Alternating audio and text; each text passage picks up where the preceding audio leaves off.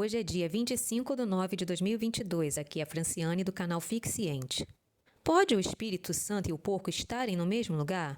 O Espírito Santo é derramado em templos que comem porcos? Bom, quem tem que responder isto é a Bíblia, não os humanos. Em Ezequiel 36, versículo 27, o meu pai ensina que quando ele coloca o espírito dele dentro da pessoa, ela anda conforme a Torá. Se vai andar conforme a Torá quando recebe o Espírito, a pessoa não vai comer porco. Agora, a pessoa diz que foi derramado o Espírito Santo nela, fica falando coisas que ninguém entende e sai dali e come porco. Numa ocasião, o Eterno falou para Moisés não trazer o povo, para que o povo não fosse exterminado por ele, porque era um povo desobediente. E o que tem que obedecer? A Torá. Ele falou também para fazerem as fezes fora do acampamento, para que ele não tivesse que se afastar deles. Então, vocês podem ver que ele até se afasta, ou manda que não chegue perto, para que a pessoa não morra. Por quê? Porque ele é purificador para os arrependidos, mas é exterminador do que é impuro. Aí a pessoa diz que recebeu o Espírito Santo, comeu porco e não morreu. Leiam Êxodo 33, versículo 3, Levítico 18, versículo 4, Deuteronômio 23, dos versículos 13 ao 15, Deuteronômio 5, versículo 26 e Isaías 5, versículo 24. Quando os filisteus roubaram a Arca da Aliança, que estava cheia do Espírito Santo, as pessoas que não morreram naquelas cidades agonizaram com tumores terríveis, davam gritos de dor que chegavam até o céu. Todos ficaram doentes, todo mundo, cidades inteiras dos filisteus com úlceras terríveis, agonizantes. Isto está lá em 1 Samuel, capítulo 5. Porque ali eles se contaminavam com tudo o que a lei diz para não fazer. Já em Israel, embora o povo não pudesse chegar muito perto, como vimos, o Eterno podia ficar lá sem ferir a cidade toda. Em Israel, eram menos impuros do que os filisteus. Vocês podem ver que o sumo sacerdote, que, além de Moisés, era quem chegava mais perto do Espírito Santo, só podia casar com virgens, nunca com viúvas. O sumo sacerdote tinha que ser mais puro ainda do que o resto do povo, para poder chegar mais perto dele. Isso está em Levítico 21, dos versículos de 10 a 13.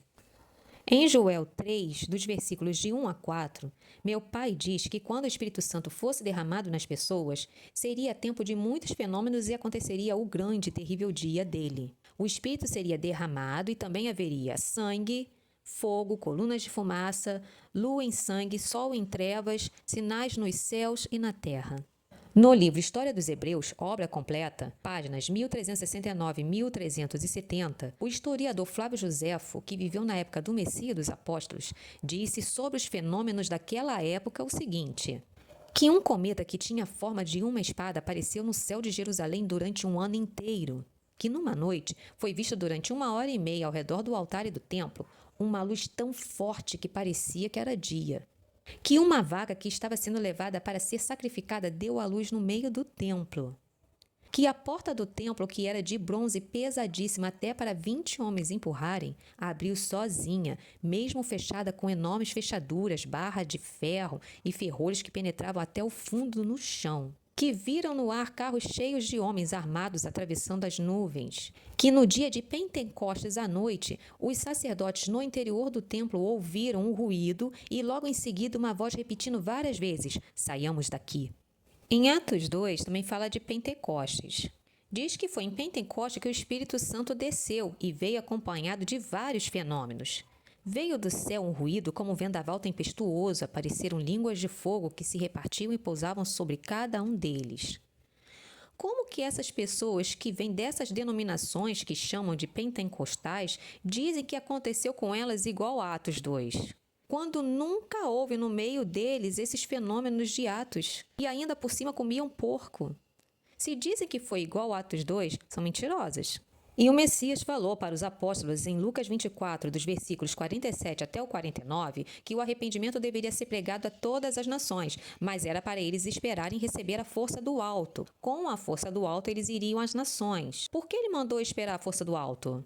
porque esta força do alto faria com que eles falassem línguas estrangeiras, como vimos em Atos 2.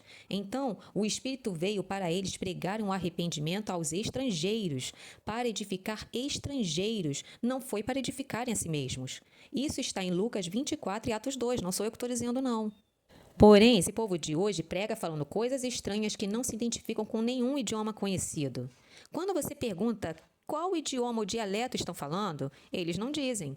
Uns dizem que estão edificando a si mesmos, mas no final de Lucas diz que o Espírito Santo viria para edificar estrangeiros e não a si mesmos. E mais, falam para uma congregação de brasileiros coisas que os brasileiros não entendem.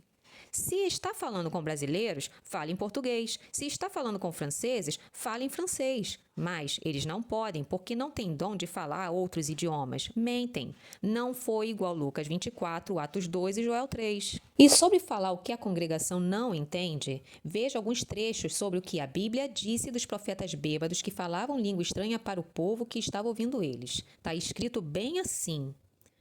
A quem ensinará ele o conhecimento?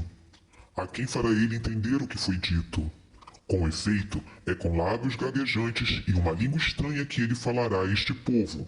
Diante disto, a palavra de Iá para ele será: Save lá save, save lá save, cave lá cave, cave lá cave. Zeersham, Zeersham, a fim de que ao caminharem caiam para trás e se despedacem ao serem apanhados no laço e aprisionados. Leiam completo, está em Isaías 28, dos versículos 7 até o 13. Então, a Bíblia ensina em Isaías 28 que meu pai odeia que falem língua estranha para o povo dele. Odeia que falem o que a pessoa não entende. Odeia palavras que não ensinam ao povo dele o conhecimento. E essas pessoas hoje, mesmo sem estarem bêbadas, falam línguas estranhas e misteriosas para uma congregação de brasileiros que não entende o que está sendo dito? Inventam que pode ser um dialeto. Então diz qual é o dialeto para a gente traduzir, mas eles não dizem. Pois nem eles sabem o que dizem. São papagaios que só sabem imitar os outros. O que eles têm é um espírito que revela? O espírito de adivinhação também conta é coisa, hein? É um espírito que arrebata? O diabo também arrebatou o Messias até o céu na tentação do deserto, está em Lucas 4, versículo 5. É um espírito que fala a verdade? A serpente não dá só conhecimento do mal, ela dá conhecimento do bem também, está em Gênesis 3, que também diz que ela é a mais astuta. Então, ela sabe enganar por meio de verdades. Ela mostra para a pessoa verdades que a pessoa pode comprovar. Aí ela ganha a confiança da pessoa e fica sempre ali por perto. Assim, ela pode induzir a pessoa a falar línguas de demônios pensando que é o Espírito Santo. Agora, tenta botar a mão na cabeça dessas pessoas para orar. Não deixa, não. Eu vi um mesmo homem que defende que isso é santo dizer que botou a mão na cabeça para orar uma mulher que tem o dom de línguas estranhas e a mulher cair endemoniada. Se caiu endemoniada, então quem falava a língua estranha era demônios, não era o Espírito Santo. Olha como o homem é contraditório. Defende que é santo, fala a mesma língua da mulher que ele mesmo afirma que estava endemoniada. Essas pessoas estão sempre sendo perturbadas por demônios. Se estivessem com o Espírito Santo, o demônio passava longe delas. Onde tem Espírito Santo, demônios não entram. Eles ficavam apavorados quando o Messias chegava. Está na Bíblia, gente. Eles têm medo, fogem. Não tem nenhum versículo dizendo que os demônios perturbavam os apóstolos.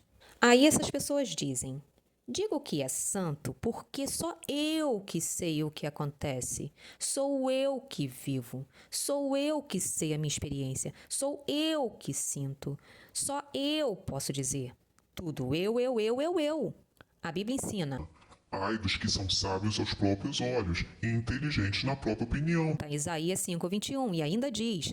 Enganoso é o coração do homem. Está em Jeremias 17:9. Não é eu.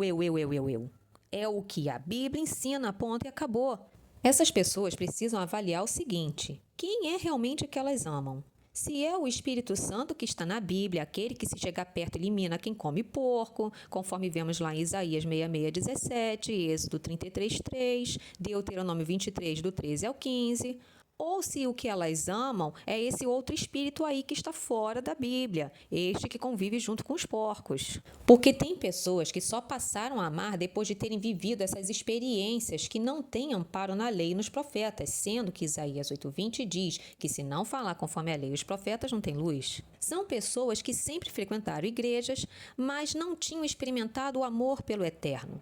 Só passaram a amar depois que começaram a ter experiências sobrenaturais com espíritos que habitam em templos que comem porcos. Então, se elas pensam que amam o Espírito Santo por causa de suas experiências, estão sendo enganadas e estão se enganando. Pois não é o Espírito Santo que amam.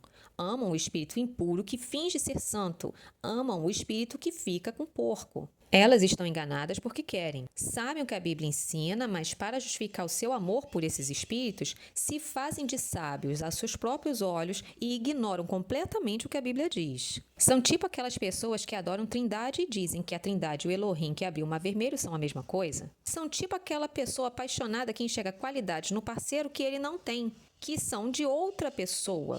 Ou que pensam que o ser amado é uma coisa, mas ele é outra. O Elohim de Abraão, Isaque e Jacó não é trindade e não convive bem pertinho do porco. Nem eu, nem homem nenhum ensina nada do Eterno. Foi o Eterno que ensinou tudo. Coloquei alguns versículos aqui na descrição do vídeo. Vou acrescentar, além destes, dezenas de outros versículos dele ensinando sobre esse assunto. Confiram lá. Então, aqueles que me chamarem de mentirosa, que me acusarem de contar falsa doutrina, estão, na verdade, chamando a Bíblia de mentirosa e de falsa doutrina. E isto é blasfêmia. Agora eu quero ver eles colocarem um único versículo da lei e o testemunho, porque Isaías 8:20 diz que tem que falar igual a lei e o testemunho.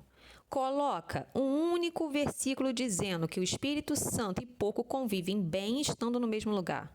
Não tem. Não tem. Mas eles querem te convencer que o Espírito Santo e o porco ficam tranquilamente no mesmo lugar.